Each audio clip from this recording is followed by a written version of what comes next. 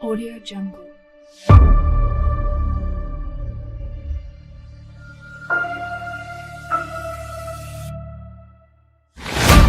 Audio Jungle.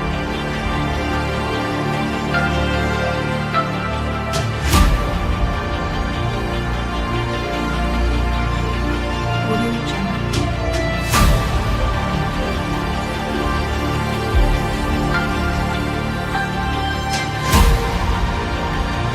Audio Jungle. ప్రియమైనటువంటి దేవుని బిడ్డలారా, ఆత్మీయులారా, ప్రియ నేస్తమైనటువంటి బంధువులారా, మీ అందరికీ పేరు పేరున నా హృదయపూర్వకమైనటువంటి వందనములు, శుభములు తెలియజేస్తూ ఉంటున్నాను. ఈరోజు ఒక ప్రత్యేకమైనటువంటి అంశమును మీ దృష్టికి తీసుకురావాలని నేను ఆశపడుతూ ఉన్నాను. ఏంటంటే, గత కొన్ని మాసాలుగా, ఆ మాటకు వస్తే సంవత్సరాలుగా, ప్రపంచ దేశాలలో ఒక హాట్ న్యూస్గా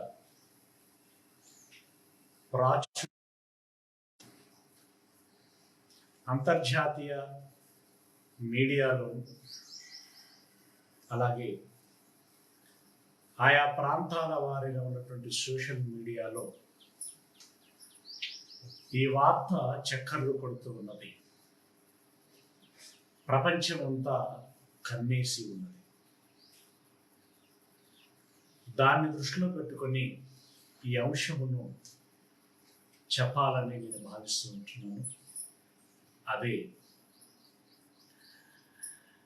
బైబిల్ చెప్పినటువంటి కడవరి దేవాలయం యేసు కట్టిందా లేదా ట్రంప్ కట్టేదా? బైబిల్ చెప్పిన కడవరి దేవాలయం యేసు కట్టిందా లేదా ట్రంప్ కట్టేదా? పిల్లరా, ఈ యొక్క టైటిల్లో చెప్పేటువంటి అంశమును ఫుల్ఫిల్ చేస్తుంది అని నేను అనుకోవట్లేదు. ఎందుకంటే కొంత ట్విస్ట్ ఉంటూ ఉంటుంది ఇందులో. పాఠం విన్న తర్వాత మీకేమైనా ఇంకా మెరుగైనటువంటి టైటిల్ తోచినట్లయితే దయచేసి నాకు తెలియచేయవలసిందిగా మనకు చేస్తూ ఉంటున్నాం. ప్రస్తుతానికైతే ఉన్నంతలో మెరుగైనటువంటి టైటిల్ పెట్టడానికి ప్రయత్నం చేశాను. ప్రియులారా, 2017వ సంవత్సరంలో అమెరికన్ ప్రెసిడెంట్ అయినటువంటి డొనాల్డ్ ట్రంప్ గారు ఒక ప్రకటన చేశారు. అదేంటంటే, ఇజ్రాయెల్ దేశమునకు జెరూసలేము క్యాపిటల్ సిటీగా మేము గుర్తిస్తున్నాము అని. అంటే మరి ఇప్పటి వరకు దానికి ఉన్నటువంటి క్యాపిటల్ సిటీ ఏంటి అనేటువంటి ప్రశ్న మీకు రావచ్చు. ఇప్పటి వరకు టెల్ అవీవ్ అనేటువంటి ఒక పట్టణము దానికి క్యాపిటల్ సిటీగా ఉంది. మీ అందరికీ తెలిసిందే, పురాతన కాలంలో, రాజుల కాలాలలో జెరూసలేమే కేంద్రంగా ఉండేది. అని తదనంతరం చోటు చేసుకున్నటువంటి పరిణామాలలో ఈ జెరూసలేము కొన్ని ఇబ్బందికరమైనటువంటి పరిస్థితులను ఎదుర్కొన్నది. ఇజ్రాయేల్ అందరూ కూడా చెదిరిపోయారు. తర్వాత 1948 ఏడీలో ఆ దేశమునకు స్వాతంత్రం వచ్చిన తర్వాత కొన్ని రక్షణాపరమైనటువంటి సంగతులను దృష్టిలో పెట్టుకొని టెల్ అవీవ్ని కేంద్రంగా చేసుకొని వారు పరిపాలించుకోవడం జరుగుతుంది. కానీ వారి మది నిండా జెరూసలేమునే కేంద్రంగా ఉంటే బాగుంటుంది అనేటువంటి వాళ్ళ ఆలోచన. దానికి ఈరోజు అమెరికా మరికొన్ని అగ్రదేశాలు మద్దతు పలుకుతూ జెరూసలేముపై వారికి పూర్తి హక్కు ఉంది, ఆ దేశానికి జెరూసలేమే సరి అయినటువంటి కేంద్ర పట్టణము అని చెప్పి మరి ఒక అగ్రరాజ్యం అధికారికంగా అనౌన్స్ చేయటం మూలంగా ప్రపంచ దేశాల యొక్క దృష్టి ఆ ప్రకటన మీద కేంద్రీకృతమైంది. అంటే దీని తదనంతర పరిణామాలు ఎలా ఉండబోతున్నాయి? ఎందుకంటే ఇంకా తదితరమైనటువంటి జోర్దాను ఇంకా కొన్ని పరిసర ప్రాంతాలలో ఉన్నటువంటి దేశాలకి ఈ ప్రకటన మింగుడు పడనటువంటి, అలాగే అరబు ఇస్లామిక్ తదితరమైనటువంటి దేశాలలో ఉన్నటువంటి నేతలకి కూడా ఇది మింగుడు పడనటువంటి విషయం. ఇది ఎటు దారి తీయబోతున్నదో, ఏ పరిణామాలు చోటు చేసుకోబోతున్నాయో అని చెప్పి కొందరు చూస్తూ ఉన్నారు, కొందరు పావులు కదుపుతూ ఉన్నారు. ఇక ఇది ఇలా ఉండగా ఈ ప్రకటన మాత్రము యూదులకి చాలా సంతోషాన్ని కలిగించింది. ఎక్కడ లేని ఒక ధైర్యం, ఒక ఉత్సాహం వారిలో వచ్చింది. మా దేవుడు బైబిల్లో చెప్పిన విధంగా మాకు మరలా శుభకరమైనటువంటి దినములు రాబోతున్నవి,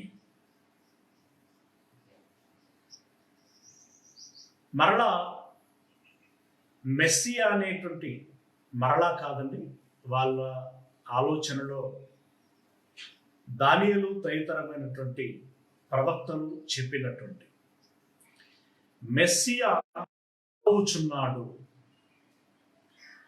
ఆయన రాకడకు ముందుగా ఇలాంటి అడుగులు పడుతున్నాయి. ఈ ట్రంప్ ఈ ప్రకటన చేయడంతో పాటు ఇంకొకటి 2019వ సంవత్సరంలో ఏ మచ్చ లేనటువంటి ఒక ఎర్రని పెయ్య వారికి కనబడిందంట. వారి దేశంలోనా లేదంటే ఇంకెక్కడైనా అనేటువంటి వార్త మీద నాకు అవగాహన లేదు, కానీ ఆ పెయ్య దొరికింది అనేటువంటి వార్త మాత్రం నాకు వినబడింది. దేవుడు కొన్ని సందర్భంలో అంటే శుద్ధి సంబంధమైనటువంటి కార్యక్రమాలలో మచ్చ లేనటువంటి ఎర్రని పెయ్యని దహన బలిగా చేయాలనేటువంటి ఒక ఆజ్ఞని మోషే ద్వారా ఇవ్వటము జరిగింది. వారు కొత్త నిబంధనని నమ్మక పాత నిబంధనలోనే మేమున్నాము అనేటువంటి విశ్వాసంతో కొనసాగుతూ ఉంటున్నటువంటి వారు కనుక ఈ విధమైనటువంటి విశ్వాసం వారు కలిగి ఉన్నారు. అంటే బైబిల్ చెప్పింది, రెండవది పెయ్య కనబడింది, మూడవది ట్రంప్ చెప్పాడు. ఈ ట్రంప్ చెప్పిన తర్వాత ఇంకొక అనౌన్స్మెంట్ ఏంటంటే, ఇజ్రాయెల్ దేశంలో ప్రతి దేశంలో ఒక ఎంబసీ ఉంటుంది. అమెరికాకు సంబంధించినటువంటి ఎంబసీ ఏమని ప్రకటన చేసింది అంటే, సమీప కాలములో యెరూషలేములో దేవాలయం కట్టబోచున్నాము అని. ఎక్కడనైతే సొలొమోను దేవాలయాన్ని కట్టాడో,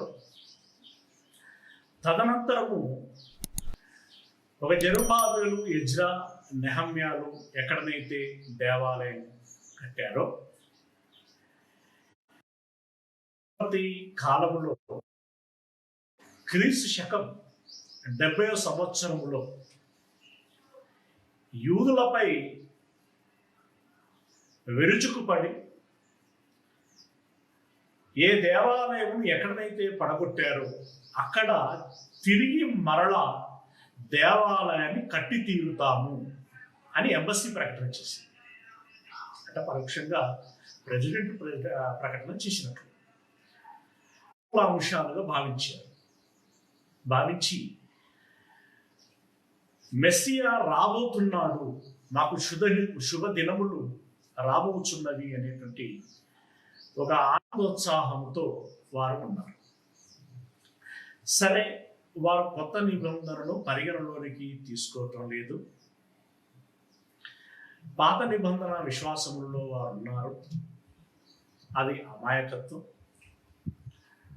అనాలోచన, అజ్ఞానము. సరే, ఆ అజ్ఞానంలో ఉన్నటువంటి వారు ఎర్రని పెయ్య కనబడింది అని ఎంబసీ అలాగే ప్రెసిడెంట్ ప్రకటనలు చేశారు అని చెప్పి వాళ్ళు ఉత్సాహంతో ఉన్నారు. సరే, బాగుంది. కానీ దేవాలయం కట్టబడబోతున్నది అనేటువంటి వార్త వినిన తర్వాత క్రైస్తవులు కూడా ఆనందించడం ప్రారంభించారు. ఓ దేవాలయం కట్టబోతున్నది. యూదులేమో దేవాలయం కట్టబడబోచున్నది గనుక మెస్సియా రాబోచున్నాడు అని వాళ్ళు సంతోషంలో ఉంటే,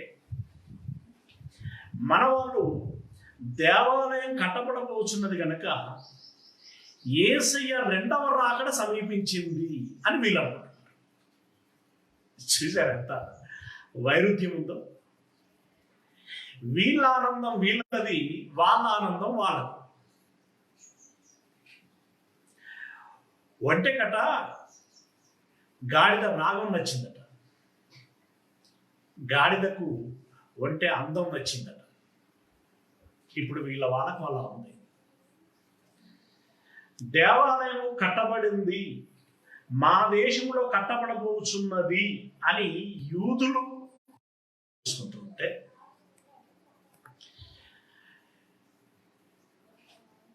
ఈ జెరూసలేములో దేవాలయం కట్టబడటం అనేటువంటిది ఒక శుభ పరిణామము. యేసయ్య రెండవ రాకడ రాబోచున్నది, దానికి సూచనలు అనేటువంటి ఆలోచనలో సంబరపడేవారు సంబరపడుతున్నారు, భయపడేటువంటి వారు భయపడుతున్నారు. ఆలోచన. అసలు మెస్సియా విషయంలో వీళ్ళకి ఏకాభిప్రాయం లేదు, అది మనకు తెలిసింది. యేసు ప్రభుల వారు ఇదివరకే వచ్చారు 2000 సంవత్సరాల క్రితం, మళ్ళీ ఇప్పుడు అప్పుడని కాదు, 2000 సంవత్సరాల క్రితం వచ్చారు. 33.5 సంవత్సరాలు భూమి మీద బ్రతికారు, 3.5 సంవత్సరాలు బోధించారు. తర్వాత శిలువ మరణం చెంది సమాధి చేయబడి పునరుత్థానము చెంది పరలోకమునకు ఆరోహణం కావడం జరిగింది. ఇది క్రొత్త నిబంధన చెబుతున్నటువంటి విషయం. ఈ విషయములు ఇలా చక్కర్లు కొడుతున్నాయి. ఎవరి ఆలోచనలు వాళ్ళకున్నాయి, ఎవరి అభిప్రాయాలు వాళ్ళకున్నాయి. బైబిల్ యొక్క మూలం అంటే వీరి అభిప్రాయాలను మనం దృష్టిలో పెట్టుకుని బైబిల్ ఏం చెబుతున్నది అనేటువంటి ఆలోచన లోతులలోనికి వెళ్ళేటువంటి ప్రయత్నం మనం చేసినట్లయితే దాని ఒకరి మాట రాశారు.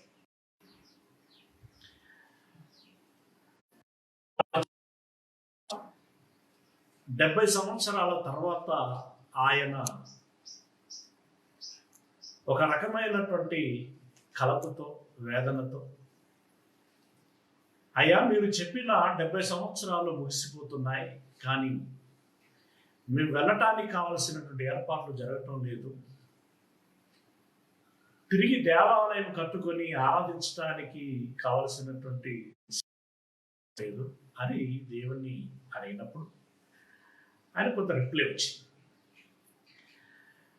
అలా కొన్ని సంఘటనలు దర్శనాల ద్వారా, కళ్ళ ద్వారా, దేవదూతల ద్వారా ఆయన దృష్టికి వచ్చాయి. వాటిలో కొన్ని సంగతులని మన కోసం రాసి పెట్టాడు. అందులో ఒక మాట మనం చూస్తే దానియేలు గ్రంథము 9వ అధ్యాయము 25వ వచనమును మనం చూడగలిగితే, యెరూషలేమును మరలా కట్టించవచ్చునని ఆజ్ఞ బయలుదేరిన సమయం మొదలుకొని అన్నాడు. అంటే కోరేషు రాజుగా ఉన్నటువంటి ఈ మాదియా పారసిక మహాసామ్రాజ్యంలో కోరేషు రాజుగా ఉన్నప్పుడు యూదులు తిరిగి మందిరము కట్టుకోవచ్చు, ఇశ్రాయేలీలు మందిరము కట్టుకోవచ్చు అనేటువంటి ఒక వెసులుబాటు, ఒక అవకాశం వారికి ఇచ్చారు. ఆ రకంగా తాకీదును తాను రాయించాడు. అది మొదలు కోరేషు అధికారికంగా శాసనం ద్వారా తెలియజేశాడు. తర్వాత దర్యావేషు, ఆ మధ్యలో ఇంకొక రాజు వస్తాడు. ఈ ముగ్గురు రాజుల కాలంలో దేవాలయము కట్టబడటం జరిగింది. అది అర్థహశస్త, కోరేషు, అర్థహశస్త, దర్యావేషు. వీరి కాలంలో మరణ దేవాలయము జెరుబ్బాబెలు, ఎజ్రా, నెహమ్యాల యొక్క కృషితో కట్టారు. ఎప్పుడైతే అనౌన్స్మెంట్ అధికారికంగా వెల్లడి చేశాడో అది మొదలుకొని అని అంటున్నాడు. యెరూషలేమును మరలా కట్టించవచ్చునని ఆజ్ఞ బయలుదేరిన సమయం మొదలుకొని అభిషిక్తుడగు అధిపతి వచ్చు వరకు 7 వారములు పట్టునని స్పష్టముగా గ్రహించుము అన్నాడు. అభిషిక్తుడగు అధిపతి వచ్చు వరకు అన్నాడు. అంటే కోరేషు ఆజ్ఞ మొదలుకొని అభిషిక్తుడు వచ్చు వరకు మధ్యలో టైం ఎంత పడుతుందంటే 7 వారములు అన్నాడు. ఇంతకీ అభిషిక్తుడు అని అంటే ఎవరయ్యా అని చూస్తే కింద ఫుట్ నోట్లో మెస్సియా అంతే. అంటే మెస్సియా వస్తాడు అని తర్వాత పట్టునని స్పష్టముగా గ్రహించుము. 62 వారములు తొందరగల సమయములయందు పట్టణపు రాచవీధులను, కందకములను మరలా కట్టబడును. అంటే మెస్సియా వచ్చి ఈ కందకాలను మరలా చేస్తాడు అన్నట్లుగా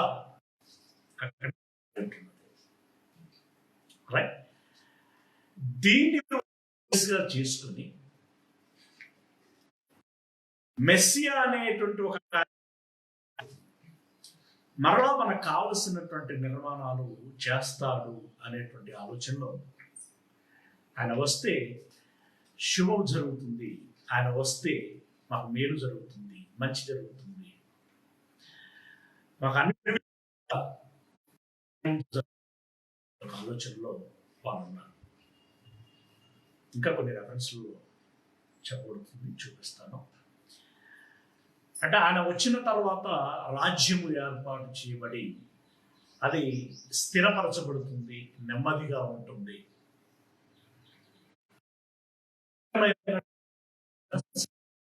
ఉంటుంది అనేటువంటి ఒక ఆలోచనలో వాళ్ళు ఉన్నారు. మీకు తెలిసిందే, యేసయ్య సమరయ స్త్రీతో మాట్లాడినప్పుడు ఒక మాట ఉంది, అయ్యా మెస్సియా వచ్చునని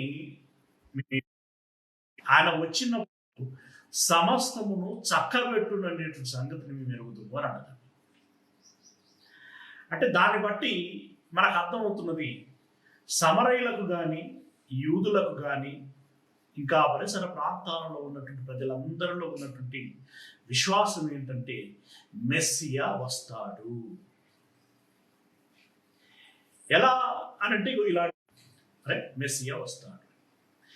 మరి ఇంతకీ మెస్సియా వచ్చాడా అనంటే అది కూడా మీకు తెలిసిందే. బాప్తిసం ఇచ్చేటువంటి యోహాను శిష్యులలో ఒకడైనటువంటి ఆంద్రే, యోహాను గారు యేసయ్యను చూపించి, ఇదిగో లోకపాపమును మోసుకొని పోవు దేవుడి గొర్రెపిల్ల అని అతని గురించి సూచించినప్పుడు వీరు యేసయ్యను వెంబడించడం ప్రారంభించారు.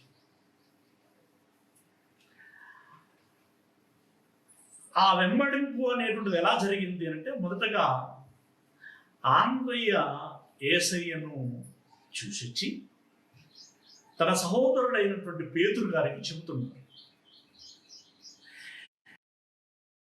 నేను మెస్సియను కనుగొంటిని అని. అంటే ఏ ప్రకారంగా? గారు చెప్పిన దాని ప్రకారంగా. ఏ ప్రకారం? యోహాను గారు చెప్పిన దాని ప్రకారంగా. ఏ ప్రకారంగా? మెస్సియను మేము చూసి ఆయన చేస్తున్నటువంటి కార్యముల ప్రకారం ఈయనే మెస్సియా అని నేను ఎరిగి ఇదిగో ఈ వార్తను నీ యుద్ధకు తీసుకొచ్చాను అన్నాడు. ఎస్, అలా ఒక సమరయ స్త్రీ చెప్పింది, అలా ఒక ఆంద్రేయ చెప్పాడు. ఇంతవరకు వాళ్ళు బాగున్నారు. అది అలాగే డెవలప్ అయింది. కానీ ఈ వార్తను జీర్ణించుకోలేకపోయినటువంటి ఇశ్రాయేలీలు, ముఖ్యంగా యూదులు, ఇక దాని గురించి పెద్దగా చెప్పాల్సిన అవసరం లేదు. మొత్తానికి ఒక కరడు కట్టినటువంటి విధానంలో యేసు ప్రభుల వారిని వ్యతిరేకించడం జరిగింది. ఎంతగా వ్యతిరేకించారు అంటే చంపేంతగా చంపేశారు. చంపిన తర్వాత పిలాతు యుద్ధకు వెళ్ళి ఒక రిక్వెస్ట్ చేశారు, ఒక విన్నపం చేసుకున్నారు. ఏంటది అని అంటే, అయ్యా వీడు బ్రతికి ఉండగా, అంటే యేసయ్య బ్రతికి ఉండగా నేను తిరిగి 3వ దినమున లేచేదనని ఒక ప్రకటన చేశాడు. ఏమో ఆయన అనుచరులు ఆయన శవాన్ని దాచిపెట్టి మా యేసయ్య లేచాడు అనేటువంటి ఒక ప్రాపగండం చేస్తారేమో. గనుక ఎందుకైనా మంచిది అక్కడ కాపలాదారులను పెట్టాలి అన్నాడు. అప్పుడు పిలాతు, ఇంత జరిగిపోయిన తర్వాత దాని ఉంది, సైనికులు ఉన్నారు కదా, మీకు కావలసినంత మందిని తీసుకెళ్ళి అక్కడ కాపాసి అని అవకాశం ఇచ్చింది. కాపలాదారులు పెట్టారు. కాపలాదారులు ఉండగానే 3వ దినమున ఆయన తిరిగి లేవటం జరిగింది. ఈ సందర్భాన్ని ఒకసారి మనం చూద్దామంటే, మత్తయి సువార్త 28వ అధ్యాయం, మత్తయి సువార్త 28వ అధ్యాయం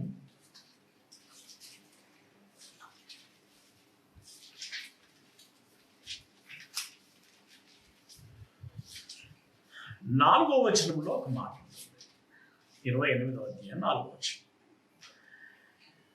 అతనికి భయపడుట వలన, అతనికి అనంటే 2వ వచనం మీరు చూస్తే, ఇదిగో ప్రభు దూత పరలోకంలో నుండి దిగి వచ్చి రాయి పూర్లించి దాని మీద కూర్చుండెను, అప్పుడు మహాభూకంపములు కలిగెను, ఆ దూత స్వరూపం మెరుపు వలె ఉండెను, అతని వస్త్రము ఉండెను.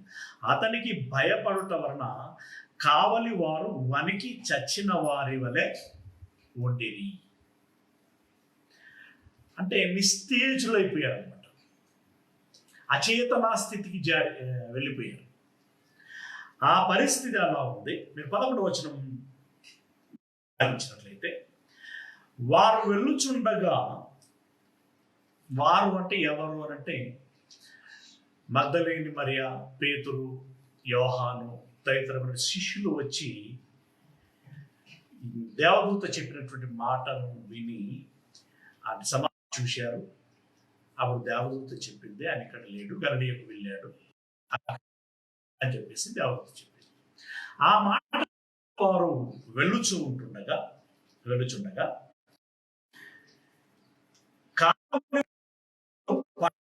పట్టణంలోకి వచ్చి, అంటే తేరుకున్నారన్నమాట, పట్టణంలోనికి వచ్చి జరిగిన సంగతులన్నిటినీ ప్రధాన యాజకులతో చెప్పింది. ఏ యాజకులైతే ఏ కావలి వారిని సమాధి యొద్ద ఉంచారో ఆ కావలి వారు ఆ యాజకుల యొద్దకు వెళ్ళి జరిగింది చెప్పారు.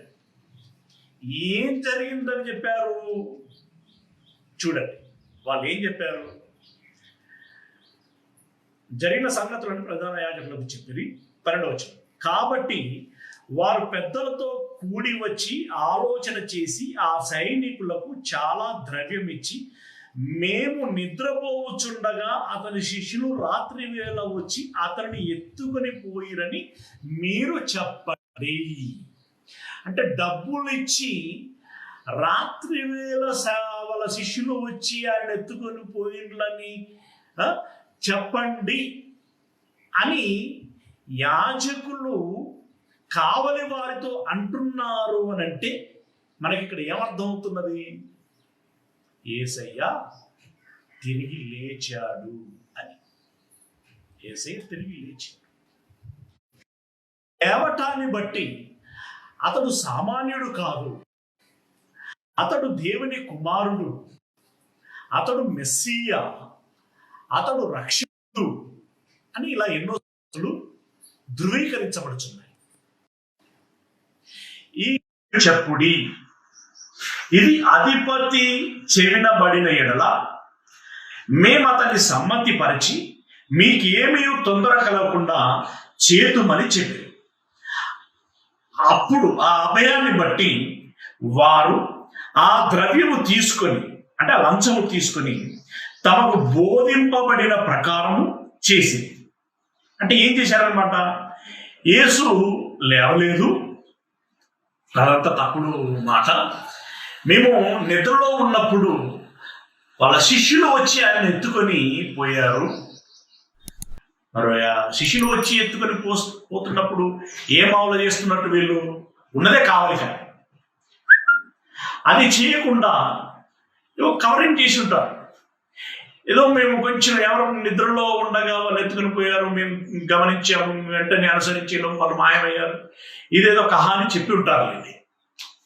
అయితే మొత్తానికైతే ఆయన శిష్యులు ఎత్తుకొని పోయారు అనేటువంటి మాట వారు అధిపతులకు కానీ జనాలకు కానీ చెప్పడం జరిగింది. ద్రవ్యము తీసుకొని తమకు బోధింపబడిన ప్రకారం చేసి ఈ మాట యూదులలో వ్యాపించి నేటి వరకు ప్రసిద్ధమాయను. నేటి వరకు అంటే ఈ మాటలు రాసేటప్పటికి కూడా యూదులలో ఏ అభిప్రాయం ఉందనంటే యేసయ్య లేవలేదు, పునరుత్థానము చెందలేదు. ఇక్కడ ఒక దెబ్బ పడింది అనమాట. ఇక్కడ యూదులకి సరైన సమాచారం వెళ్ళలేదు. వెళ్ళుంటే యూదుల అభిప్రాయాలలో, విశ్వాసంలో మార్పు వచ్చేదేమో, వేరుగా ఉండేది. అయితే ఈ కావలి వారు తప్పుడు సమాచారం ఇచ్చారు కాబట్టి, లేవలేదు అని చెప్పారు కాబట్టి అదే నమ్మకంలో వీళ్ళున్నారు. ఆ నమ్మకం రాసేటప్పటికీ కాదండి, ఇప్పటి వరకు కూడా దేవాలయం కట్టబడలేదు గనక ఆయన మెస్సియా కాడు. సుభిక్షమైనటువంటి స్థిరమైనటువంటి పరిపాలన మనకు రాలేదు గనుక మెస్సియా మనకు రాలేదు. ఆయన వస్తాడు, ప్రభావవంతంగా వస్తాడు అనేటువంటి నమ్మకంలో వారు కూరుకుపోయారు. అలాంటి నమ్మకములో ఉన్నటువంటి వారు ఇప్పుడు మెస్సియా వస్తాడు అనేటువంటి ఆలోచనతో ఉన్నారు. ఇక మరొక మాటను మనం చూసుకున్నట్లయితే యోవేలు గ్రంథంలో ఒక మాట ఉంటుంది. ఏంటా మాట అంటే యోవేలు గ్రంథము 2వ అధ్యాయము, యోవేలు గ్రంథము 2వ అధ్యాయము.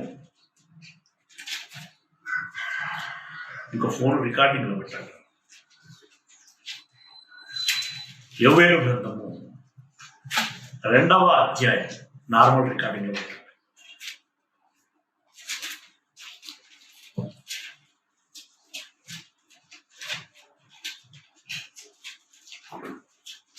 రెండవ అధ్యాయము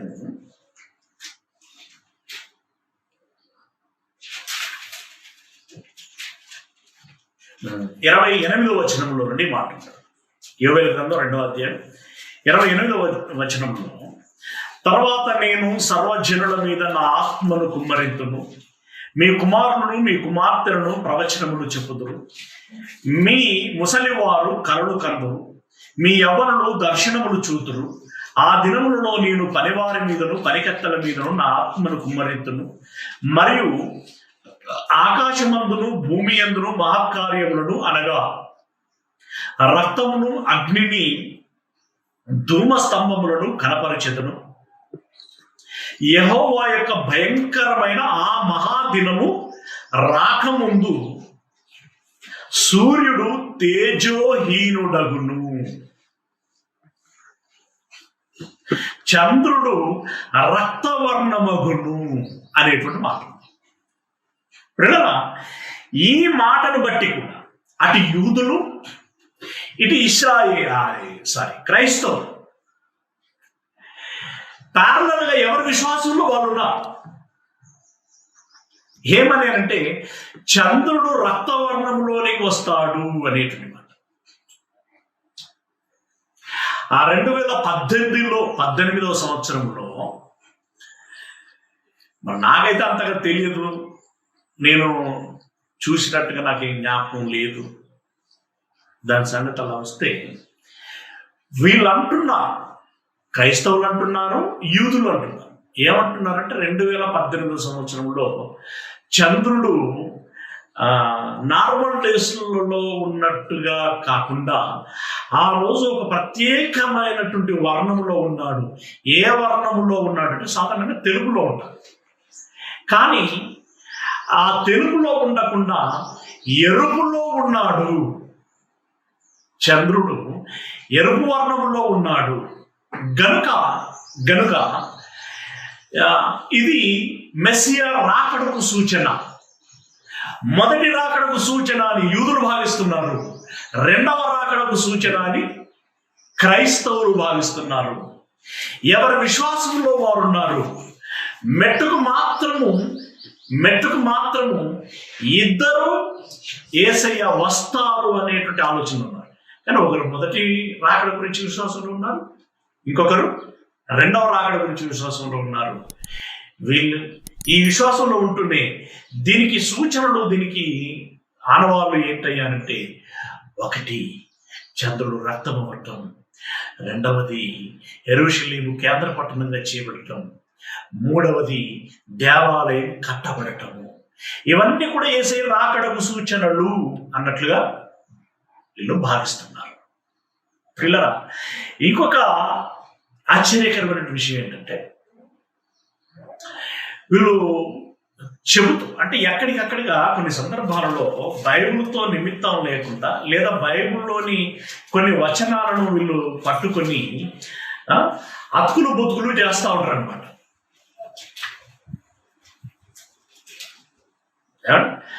దానికి కుదరదు, కానీ కుదిరినట్టుగా వీళ్ళు భ్రమింపజేస్తారు.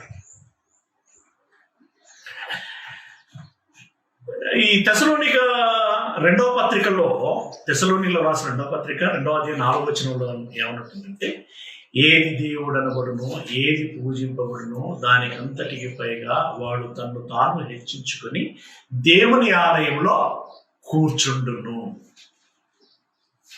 ఇక ఆ తర్వాత ఏమని ఉంటుంది అంటే, యేసయ్య రాకడలో సాతాను చంపేస్తాడు అన్నట్టుగా ఉంటుంది. ఇప్పుడు వీళ్ళు క్రైస్తవులు ఎలా కనెక్ట్ చేసుకుంటున్నారు అంటే, దీన్ని ఎలా కనెక్ట్ చేసుకుంటున్నారంటే, రైట్, ఇప్పుడు అమెరికా దేవాలయం కడుతుంది, దేవాలయం కట్టిన తర్వాత అందులోనికి సాతాను వచ్చి కూర్చుంటుంది, సాతాను వచ్చి కూర్చున్న తర్వాత యేసయ్య వచ్చి దాన్ని చంపేస్తాడు, తర్వాత 1000 ఏళ్ళు పరిపాలన చేస్తాడు అని వీళ్ళు ఈ ఆలోచనలో, ఈ భ్రమలో ఉన్నారు. ఇందులో వాస్తవం ఎంత? దీనికి మరికొన్ని రెఫరెన్స్లని తీసుకోవడం జరుగుతుంది. మనం కూడా వాటిని గమనించవలసినటువంటి అవసరం ఉంది.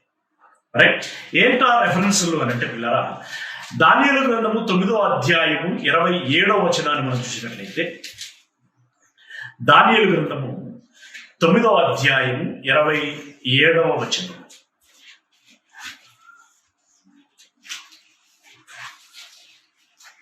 ఇందాక మనం 5వ వచనం 25వ వచనం చదివాము. ఇప్పుడు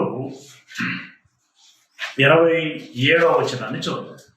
9వ అధ్యాయం 27వ వచనం ఏమని రాయబడింది?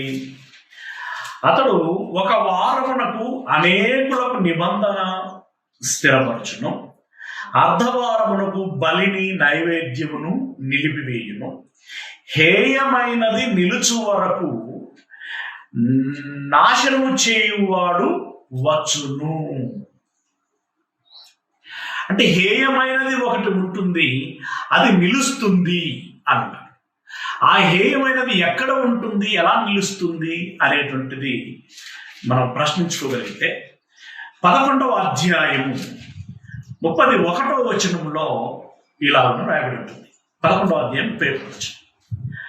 అతని పక్షమున శూరులు లేచి పరిశుద్ధ స్థలపు కోటను అపవిత్రపరచి అనుదిన బలి నిలిపివేసి నాశనమును కలగజేయు హేయమైన వస్తువును నిలువబెట్టుదురు అని.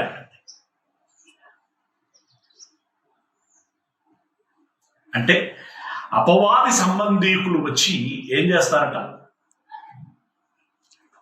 అనుదిన బలులను ఆపేసి హేయమైనటువంటి నాశనమును కలగజేయు హేయమైన వస్తువును నిలవబెట్టుదురు. అంటే అపవిత్రమైనటువంటి బలి అక్కడ ఇచ్చేదరు అన్నట్లుగా వ్రాయబడి ఉంది అని క్రైస్తవులు భావిస్తున్నారు. హేయమైనది అంటే నీచమైనది, ద్వేషించేది, పనికిరానిది, వద్దనుకున్నది. రైట్, అంటే సాధారణంగా బలి ఇవ్వవలసినటువంటి దాన్ని కాకుండా ఈ హేయమైనటువంటి బలి ఇవ్వబడుతుంది అని ఇక్కడ రాయబడింది. హేయమైనటువంటి దాన్ని నిలబెట్టడం జరుగుతుంది అని రాయబడింది. ప్రియులారా, ఇవి చాలా మిస్టరీగా ఉండేటువంటి ప్రశ్నలు అండి. కానీ ఎవరికి వాళ్ళుగా అన్వయించుకుంటున్నారు. ఈ రెఫరెన్స్ ఇదిగో ఇది మమ్మల్ని బట్టే మా కోసమే ఇలా రాయబడిందని యూదులు చెప్పుకుంటున్నారు, మా కోసమే ఇలా రాయబడిందని క్రైస్తవులు చెప్పుకుంటున్నారు. ఎవరికి వాళ్ళు. అయితే ఇందులో ఒకటి పారదర్శకంగా మనం ఆలోచిస్తే, ఎందుకంటే నేను క్రైస్తవుడను కాబట్టి ఇక నేను క్రైస్తవున్నా కాదా అనేది దేవుడే నిర్ణయించాలి. కానీ లోకంలో క్రైస్తవులు అని చెప్పుకుంటున్నటువంటి వాళ్ళందరూ క్రైస్తవులు కాదు సుమా, ఇది మీ మనసులో పెట్టు. క్రైస్తవులు అని అనుకుంటున్నటువంటి క్రైస్తవులు మరియు క్రైస్తవులు అనుకుంటున్నటువంటి అంటే క్రైస్తవులు అంటాం. ఇక దీన్ని మళ్ళా వేరువేరుగా మాట్లాడటం ఇబ్బందికరంగా ఉంటుంది కాబట్టి ఈ క్రైస్తవులు ఒక మాటను పరిగణలోకి తీసుకొని పరుచుకుంటున్నారు, బలపడుతున్నారు. అదేంటంటే దీని గురించి యేసు ప్రభువుల వారు ప్రస్తావించారు. యూదులు తృణీకరించిన, క్రైస్తవులు స్వీకరించిన యేసయ్య ఎవరైతే ఉన్నారో ఆ యేసయ్య ఈ మాటను ప్రస్తావించారు. మత్తయి సువార్త 24వ అధ్యాయము, మత్తయి సువార్త 24వ అధ్యాయము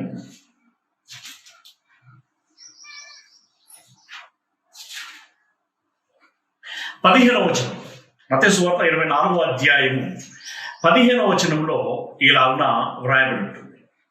ఏమని రాయబడ్డది అంటే, ప్రవక్త అయిన దానియేలు ద్వారా చెప్పబడిన నాశనకరమైన హేయ వస్తువు పరిశుద్ధ స్థలమునందు నిలుచుట మీరు చూడగానే చదువువాడు గ్రహించునుగాక, యూదయలో ఉండువారు కొండలకు పారిపోవలెను, మిద్దె మీద ఉండువారు తన ఇంటిలో నుండి ఏదైనా తీసుకొని పోవుటకు దిగకూడదు అని. అంటే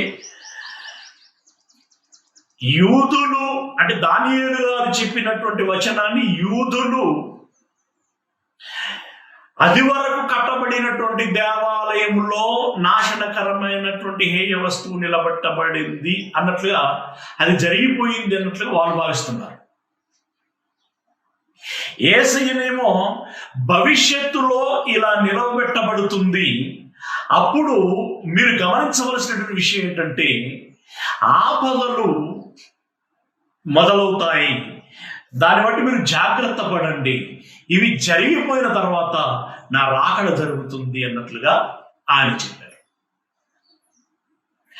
జరిగిపోయిందని యూదుల విశ్వాసంలో ఉన్నారు, ఇది జరగబోతుంది అని క్రైస్తవుల విశ్వాసంలో ఉన్నారు.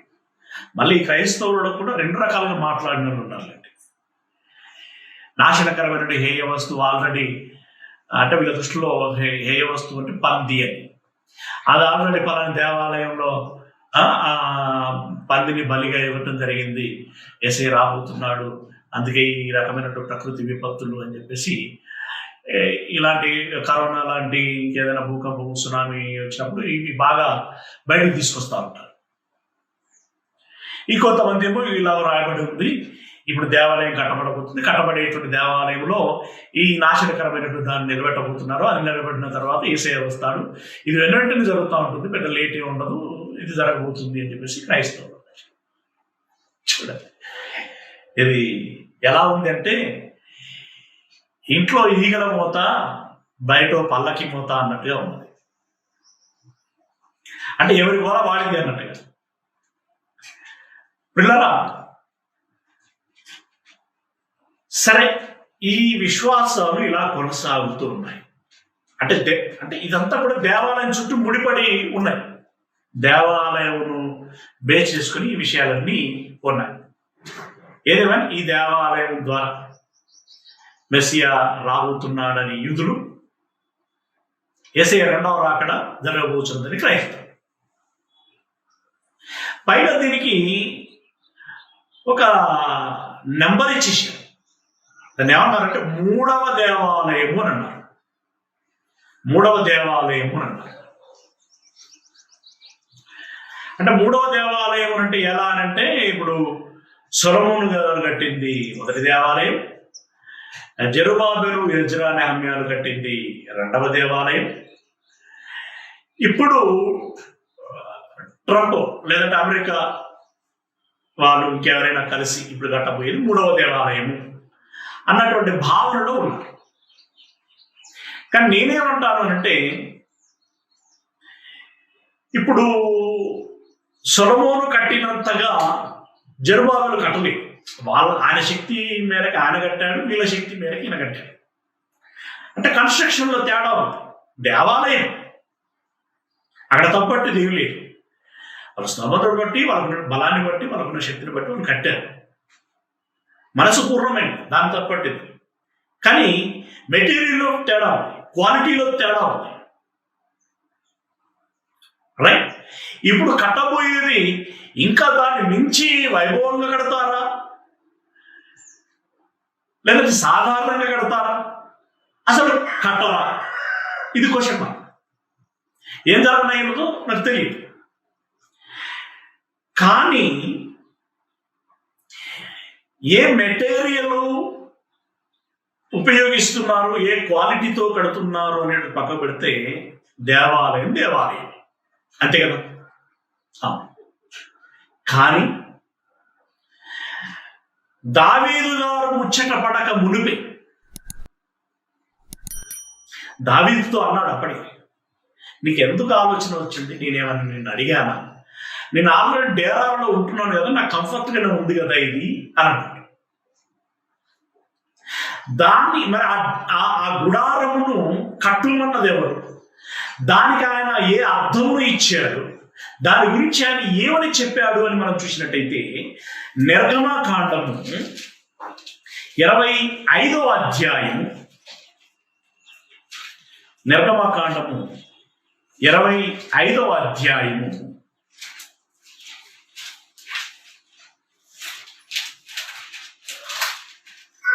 8-9 వచనాలు. నిర్గమకాండము 25వ అధ్యాయము 8-9 వచనాలు. నేను వారిలో నివసించున్నట్లు, అంటే దేవుడు మోషేకు చెప్తున్నాడు, వారిలో అంటే ఇశ్రాయేలీలను నివసించున్నట్లు వారు నాకు పరిశుద్ధ స్థలమును నిర్మింపవలెను.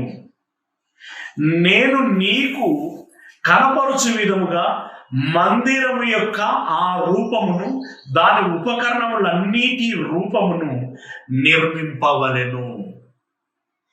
ఏం నిర్మింపవలెను? మందిరమును నిర్మింపవలెను. సొలొమోను కట్టింది ఏంటి? మందిరం. జెరుబాబెలు కట్టింది ఏంటి? మందిరం. దానికి మరొక పదం దేవాలయం. అంతే, పర్యాయ పదాలు. రైట్. దేవుడుండే ఆలయం దేవాలయం, జనులుండే మందిరం సమాజ మందిరం, దేవుడుండే మందిరం దైవ మందిరం. అంతే, ఇదే తేడా. అయితే ఇక్కడ నాకు మందిరం అన్నాడు అంటే ఇది దేవుని మందిరం, అవునా, దేవాలయం అని అన్నమాట. ఇంకొక మాట మీరు చూసినట్టయితే 40వ అధ్యాయము, నిర్గమకాండము 40వ అధ్యాయము 17వ వచనం. నిర్గమకాండం 40వ అధ్యాయము 17వ వచనం. 2వ సంవత్సరమున మొదటి నెలలో మొదటి దినమున మందిరము నిలవబెట్టబడెను. అంటే కట్టబడింది అన్నారు. మందిరం కట్టబడి. అంటే మరి ఇప్పుడు ట్రంప్ కట్టేది, కట్టబోయేది ఒకటైతే జెరుబాబెలు కట్టింది, ఇంకొకటైతే సొలొమోను కట్టింది, మరొకటైతే మోషే గారు కట్టింది ఇంకొకటి. ఆయన ఎన్ని దేవాలయాలు అయితే ఇప్పుడు మోషే కట్టింది 1, సొలొమోను కట్టింది 2, జెరుబాబెలు కట్టింది 3, ఆల్రెడీ 3 అయిపోయింది. ఇప్పుడు ఒకవేళ ట్రంప్ కడుతాడు అని అనుకుంటే అది ఎన్నోదవుతుంది? 4వది అవుతుంది. మరి 3వ దేవాలయం అని ఎలా అంటున్నారు అంటే ఇది పెద్ద పాయింట్ కాదండి. బట్ ఎందుకు రేజ్ చేస్తున్నారంటే వీళ్ళ అవగాహన రాహిత్యం ఎంత అని తెలియచేయడానికి తెలియజేస్తున్నారు. రైట్. ఇకపోతే అసలు దేవాలయము అంటే క్రీస్తు శకం 70వ సంవత్సరంలో దేవాలయము కూలగొట్టబడిన తర్వాత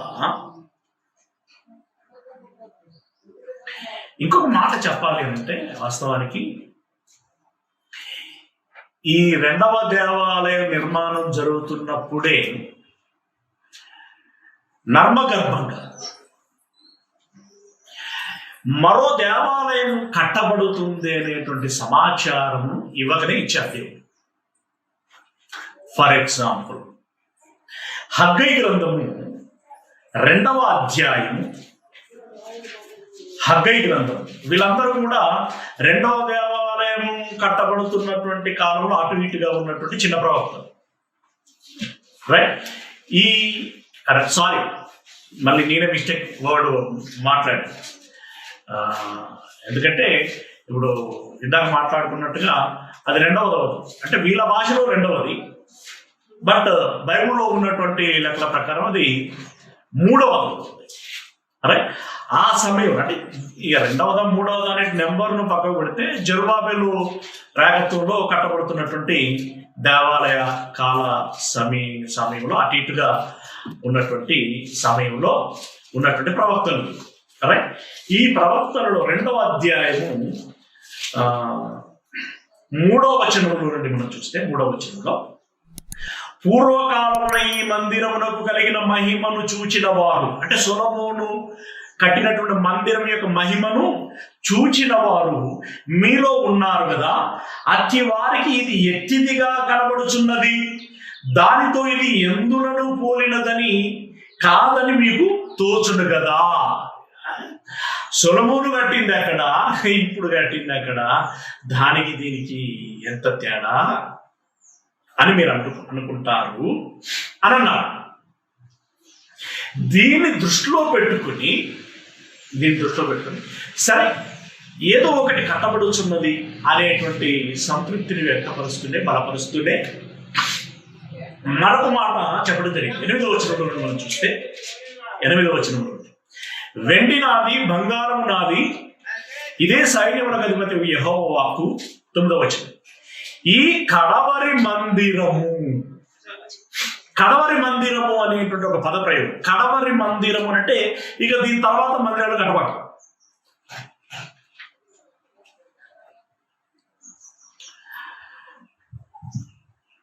అంటే ఇక్కడ మామూలు భాషలోనైతే కడవరి మందిరం అంటే చివరిది లేదంటే లాస్ట్కు కట్టబడింది అన్నట్టుగా వస్తారు.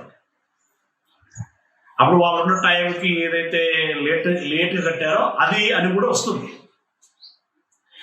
కానీ సాధారణంగా అయితే కడవరి మందిరం అంటే ఇంక అదే చివరిది, ఇంకా తర్వాత ఏముండదు అన్నట్టుగా భావిస్తుంది. అయితే ఈ కడవరి మందిరం యొక్క మహిమ మునుపటి మందిరం యొక్క మహిమను మించునని, అంటే ఇందాకేమన్నాడు, సొలొమోను కట్టిన మందిరం యొక్క మహిమను చూసినటువంటి వారు ఈ మందిరం యొక్క మహిమ ఏ పాటిది అని మీరు అనుకుంటున్నారు కదా అని అన్నాడు. ఇప్పుడు ఏమంటున్నాడు అంటే కడవరి మందిరము ఒకటి ఉంటుంది, ఆ మందిరం యొక్క మహిమ పూర్వపు మందిరం యొక్క మహిమను మించునని సైన్యములకు అధిపతి యెహోవా సెలవిస్తున్నాడు. ఈ స్థలమందు నేను సమాధానమును నిలుపను అనుగ్రహించేదను, ఇదే సైన్యములకు అధిపతి యెహోవా అన్నాడు. అంటే కడవరి మందిరము ఒకటి ఉంటుంది అని చెప్పాడు.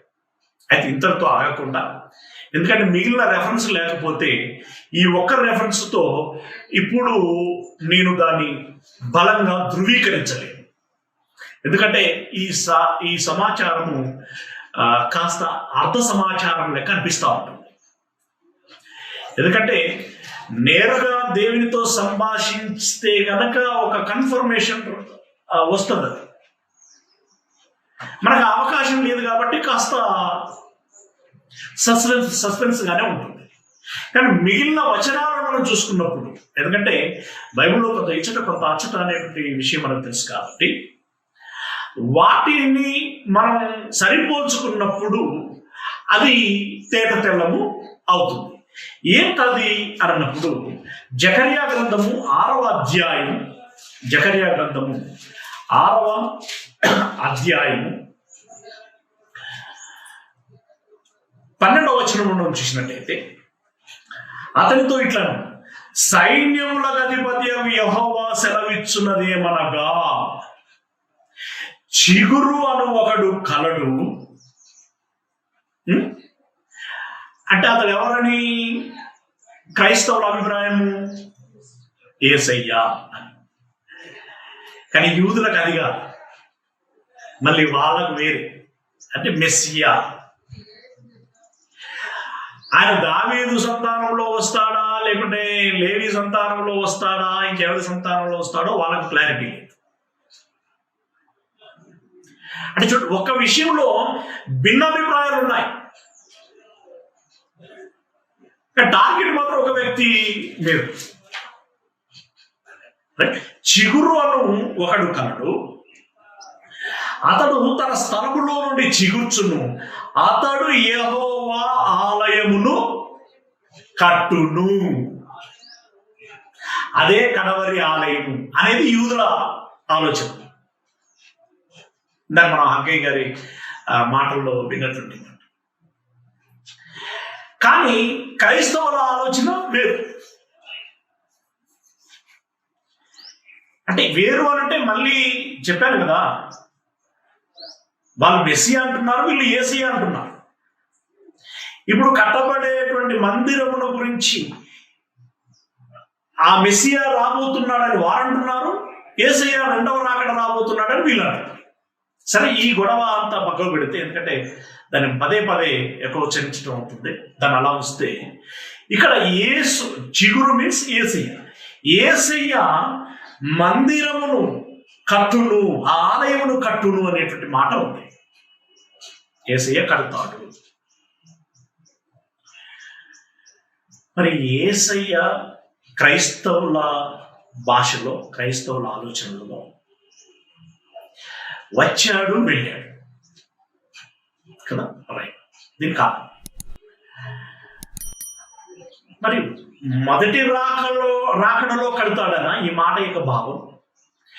రెండవ రాకడలో కడతాడనా? ఇక్కడ వివేచించుకోవాలి. మందిరం కట్టబడబోతున్నది, యేసయ్య రాబోతున్నాడు అని దీనికి ఏదో ఆపాదించుకుంటున్నారు కదా. ఇప్పుడు ఆలోచించాలి, మొదటి రాకడలో కడతాడనా, రెండవ రాకడలో కడతాడనా? ఇంకొక మాట 15వ వచనంలో దూరముగా ఉన్నవారు, వీళ్ళెవరయ్యా అంటే అన్యులు.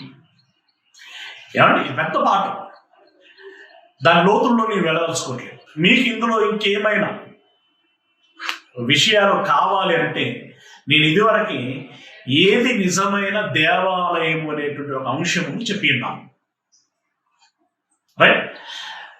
దీంట్లో మీకు ఇంకేమైనా సమాచారం కావాలి అంటే ఆ పాఠాన్ని వినటానికి ప్రయత్నం చేయండి.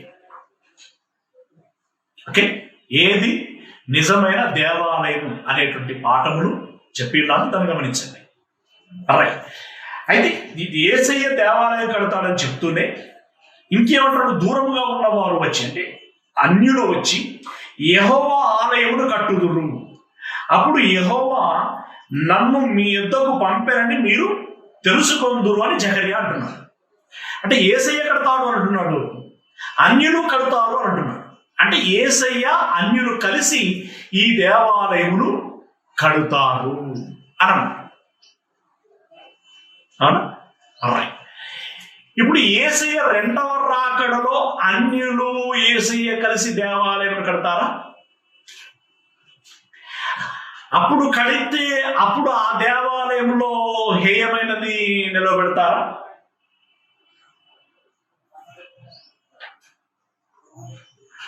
మళ్ళీ మీరేమంటారు అంటే ఆ దేవాలయం కట్టిన తర్వాత ఆ దేవాలయంలో యేసయ్య కేంద్రంగా సింహాసనం చేసుకొని 1000 ఏళ్ళు రాజ్య పరిపాలన చేస్తారు అని చెప్పేసి మళ్ళీ వైరుధ్యమైనటువంటి మాటలు మీరు మాట్లాడతారు. అంటే ఒకదానికి ఒకటి పొసగదు. అంటే నీరు పల్లము నెరుగును అన్నట్టుగా మీ మాటలు ఆయా అవకాశాన్ని బట్టి, ఆ పరిస్థితిని బట్టి మారిపోతా ఉంటాయి. అది కరెక్ట్ కాదు, రైట్. ఇప్పుడు నేనేమంటాను అంటే యేసయ్య మొదటి రాకడలోనే ఆలయమును కట్టాడు. మొదటి రాకడలోనే ఆలయం కట్టాడు. అదేంటి అని మీరు అనిపించవచ్చు. కడితే ఎక్కడుంది అని కూడా అనిపించదు. ఎందుకంటే మోషే కట్టిన ఆలయం రూపంలో కనబడింది భౌతికంగా, సొలొమోను కట్టింది, జెరుబాబెలు కట్టింది, వీళ్ళు కట్టినవన్నీ భౌతికంగా కనబడ్డాయి. ఇప్పుడు ఒక ట్రంప్ కడితే కూడా కనబడుతుంది. మరి యేసయ్య కట్టింది ఎక్కడ ఉన్నది? యెరూషలేములో ఉందా, ఇండియాలో ఉందా, అమెరికాలో ఉందా, ఇంకెక్కడైనా ఉందా? లేదు కదా, కట్టాడని మీరు ఎలా అంటారు అని అనిపించవచ్చు. కానీ ఆ యేసు ప్రభుల వారి యొక్క మాటల్లో మీరు చూసినట్టయితే దేవుడు యేసయ్యను మూలకు తలరాయిగా చేస్తాను అని అన్నాడు. అది మనసులో పెట్టుకోండి, అది ప్రారంభం. రెండవది ఏంటంటే యేసు ప్రభుల వారు పేతురుతో ఒక మాట అన్నాడు. ఏంటది అంటే 16వ అధ్యాయం 18వ వచనంలో, మత్తయి సువార్త 16వ అధ్యాయం 18వ వచనం ఏమన్నాడు అనంటే, నీవు పేతురువు అంటే దాని ఫుట్ నోట్లో ఏముంది అనంటే పేతురు అనే శబ్దమునకు రాయి. నువ్వు పేతురువు, ఈ బండ మీద నా సంఘమును కట్టుదును అని. ఏం కడతాడన్నాడు?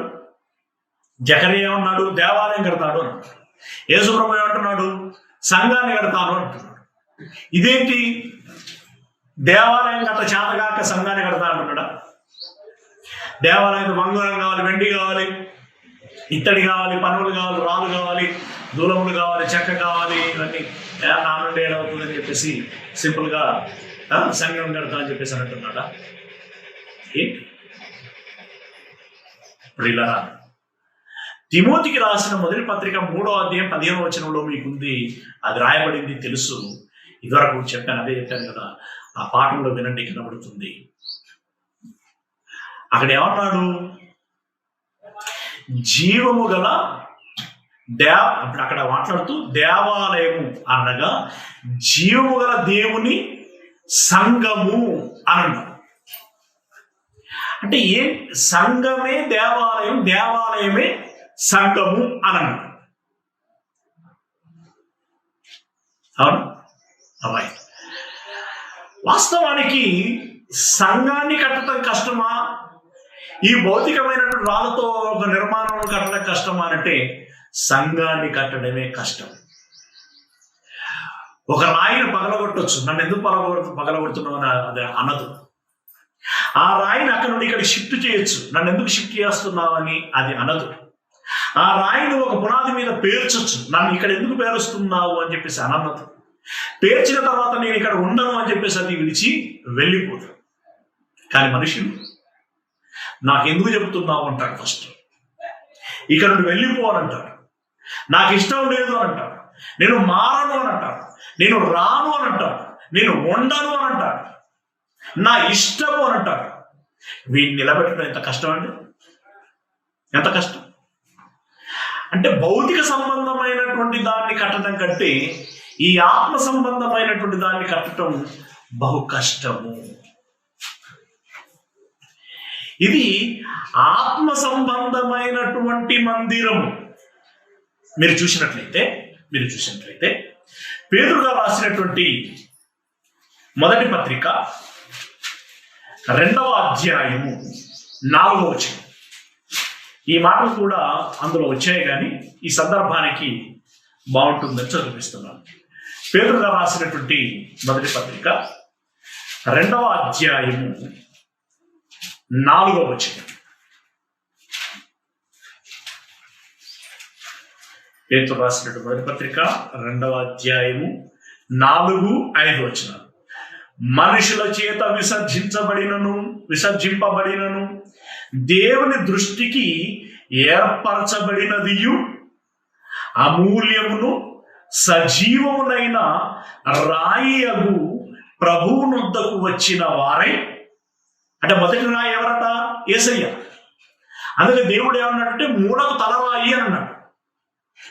తర్వాత 5వ వచనంలో యేసుక్రీస్తు ద్వారా దేవునికి అనుకూలములకు ఆత్మ సంబంధమైన బలులను అర్పించుటకు పరిశుద్ధ యాజకులుగా ఉండునట్లు మీరును సజీవమైన రాళ్ళ వలె ఉండి ఆత్మ సంబంధమైన మందిరముగా కట్టబడుచున్నారు అని.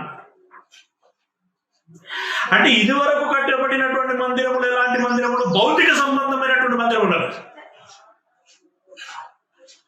అయితే ఇప్పుడు భౌతిక సంబంధమైన మందిరం కట్టడం కష్టమా, ఆత్మ సంబంధమైన మందిరం చెప్పాను, ఆత్మ సంబంధమైనటువంటి మందిరం కట్టడం చాలా కష్టం.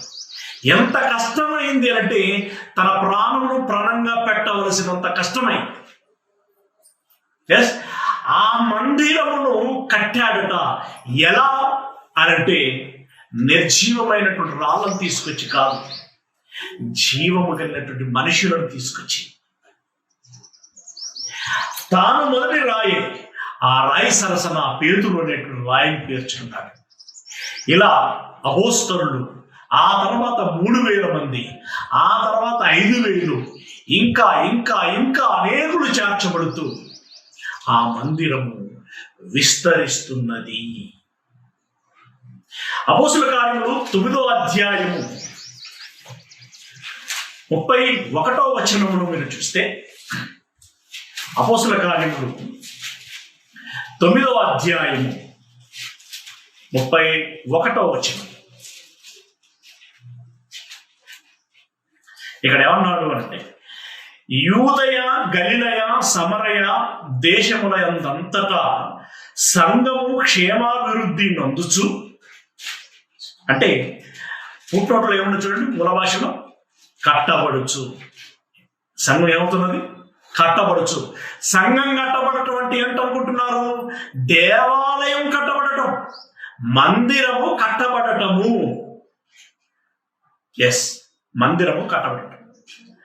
అలా కట్టబడుచు సమాధానము కలిగి ఉండెను, మరియు ప్రభువునందు భయమును పరిశుద్ధాత్మ ఆదరణయు కలిగి నడుచుకొచ్చు విస్తరించుచుండెను. అంటే ఆ పునాది వేయబడి ఆ పిమ్మట అది ఏమవుతున్నదట? దినదినం అభివృద్ధి నొందుచున్నది, విస్తరించుచున్నది. అంటే 2000 సంవత్సరాల క్రితము యేసయ్య ద్వారా ఆరంభింపబడినటువంటి ఆ మందిరం యేసయ్య నాయకత్వంలోనే ఇప్పటికి ఆ మందిరము కట్టబడుచునే ఉన్నది. ఇప్పుడు చెప్పండి, మోషే కట్టినటువంటి మందిరానికి ఎంత టైం పట్టింది? సొలొమోను కట్టినటువంటి మందిరానికి ఎంత టైం పట్టింది? జెరుబాబెలు కట్టినటువంటి మందిరానికి ఎంత టైం పట్టింది? ఇప్పుడు యేసు ప్రభుల వారు కట్టుకున్నటువంటి ఈ మందిరానికి ఎంత టైం పట్టుచున్నది? ఇంకొకటి, దాని వైశాల్యం ఎంత, దీని వైశాల్యం ఎంత? దానిలోని జనులు ఎంతమంది, దీనిలోని జనులు ఎంతమంది? దానిలో ఇవ్వబడినటువంటి బలులేంటి, ఇక్కడ ఇవ్వబడుతున్నటువంటి బలులేంటి? అక్కడి యాజకులు ఎవరు, ఇక్కడి యాజకుడు ఎవరు? ఎంత తేడా ఉన్నది చూడండి, ఎంత తేడా ఉన్నది. అందుకే దీని మహిమ విస్తరించబడుచున్నది, దానికంటే ఎక్కువగా ఉండును అన్నాడు. పూర్వ మందిరం కంటే ఎక్కువగా ఉండును అన్నాడు. ఎస్, ఎక్కువగా ఉండును. అయితే ఇందులో కొంతమంది ఒక క్వశ్చన్ రేజ్ చేస్తున్నారు. ఇంకా మందిరము కట్టబడుచునే ఉన్నది అని అంటున్నారు. మరి అది యేసయ్య వచ్చేంత వరకు కట్టబడుతూ ఉంటే ఇక మరి ఆ మందిరంలో ఆరాధనలు ఎప్పుడు జరుగుతాయి అని అంటున్నారు. ఇది ఎంత అమాయకత్వ ప్రశ్న అంటే చాలా అమాయకత్వ ప్రశ్న. ఆరాధనలే జరగకపోతే ఈ మందిరం కట్టేందుకు అని కూడా ప్రశ్నిస్తున్నారు. అయ్యా, ఈ మందిరము ఎప్పుడు పరిపూర్ణమైనటువంటిది. తాను ఏమన్నారు అంటే, మొదటి శతాబ్దంలోనే మందిరం కట్టడం అంటే సంఘమే దేవాలయం అని అంటూ అది మొదటి శతాబ్దంలోనే పూర్తయిపోయింది. మొదటి శతాబ్దం వరకు ఉన్నటువంటి భక్తులు రాగవలె చేర్చబడి దేవాలయంగా కట్టబడ్డారు. ఇక ఆ తర్వాత వచ్చినటువంటి వాళ్ళందరూ కూడా ఆ దేవాలయంలోనికి వచ్చి ఆరాధనలు చేస్తున్నారు అని అన్నారు. అంటే వీళ్ళు కన్స్ట్రక్షన్ లో ఉన్న వాళ్ళు కాదు అన్నట్లు. ఆ బ్యాచ్ వేరు, ఈ బ్యాచ్ వేరు అన్నట్టు. ఇది కాస్త కొంచెం మరి సహోదరుడు పునరాలోచన చేస్తే బాగుంటుందని నేను అనుకుంటున్నాను. చాలా ఈ మాటలు చెప్పడానికి చాలా ప్రయాసపడ్డా, నేను అభినందిస్తున్నాను నేను మనసారా. కానీ కాస్త దీన్ని నేను పునరాలోచన చేస్తే బాగుంటుంది అని నేను అనుకుంటున్నాను. ఎస్, ఎందుకనంటే వాళ్ళేమో కట్టినటువంటి వారు, వీళ్ళేమో ఆరాధించువారు అని అంటే మరి యేసయ్య కట్టే సమయంలోనే ఎవరిని ఆరాధించారు? అది ఆరాధించితే మరి పౌలు కూడా మొదటి శతాబ్దంలో ఉన్నటువంటి వాడే కదా. మరి ఆయన దేవాలయంలో రాయిగా చేర్చబడినటువంటి వాడా, లేదా కట్టబడినటువంటి దేవాలయంలోనికి వచ్చి ఆరాధించినటువంటి వాడా? ఇది ఆలోచించవలసిన విషయం. ఆ మాట కోసం సింపుల్ మీరు ఏ వచనం చూస్తారు అంటే ఫిలిప్పీలో రాసిన పత్రిక 3వ అధ్యాయం 3వ వచనం. ఫిలిప్పీలో రాసిన పత్రిక 3వ అధ్యాయం 3వ వచనం.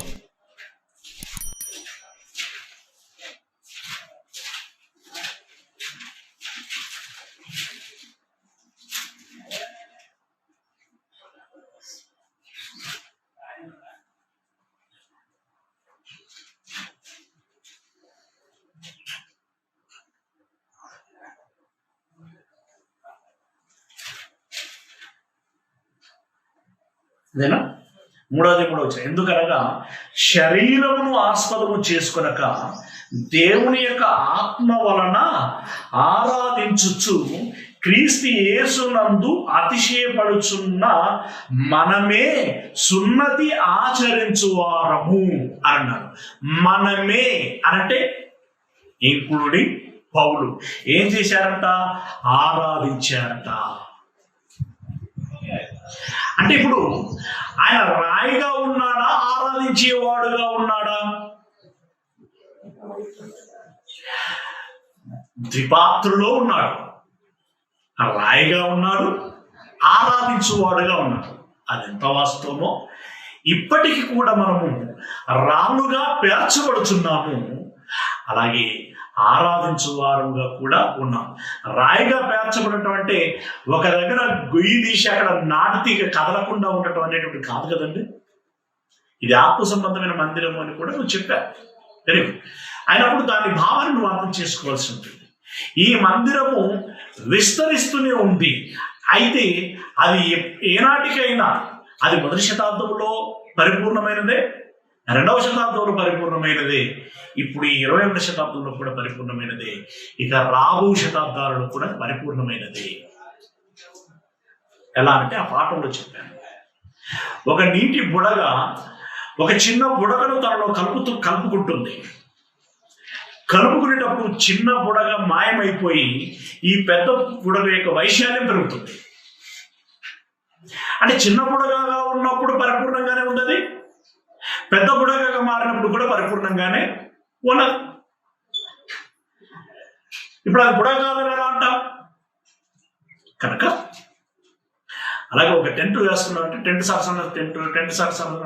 టెంట్ అది వేసుకుంటూ పోతే ఒక టెంట్ వేసామంటే గుడారం వేసావు, మరి ఇంకోటి వేస్తే వేరేదవుతుందా? గుడారం పెరుగుతూ ఉంటుంది, విస్తరిస్తూ ఉంటుంది. అలాగే మందిరము విస్తరిస్తూ ఉన్నది. కనుక ఇప్పుడు నేను సోకాల్డ్ పర్సన్స్ కి ముగింపులో నేను చెప్పేటువంటి మాట ఏంటంటే, ట్రంప్ ఒకవేళ కట్టినా ఆ కట్టేటువంటి దేవాలయానికి బైబిల్లో చెప్పబడిన దేవాలయానికి ఏ సంబంధము లేదు, లేదుగాక లేదు, ఉన్నది అని ఎవరైనా బలంగా నిర్ణయించుకుంటే నేను మీతో మాట్లాడడానికి సిద్ధము. ఓకే, సవాళ్ళు, ఛాలెంజ్లు, షరతులు అవి మేము అనట్లేదు, అంత పెద్ద మాటలు అవసరం లేదని నేను అనుకుంటున్నాను. ఓకే, మాట్లాడడానికి నేను సిద్ధం, దానికి సంబంధం లేదు. ఇకపోతే 3వ దేవాలయం అనేటువంటి మాట అది అనాలోచితమైనటువంటి మాట.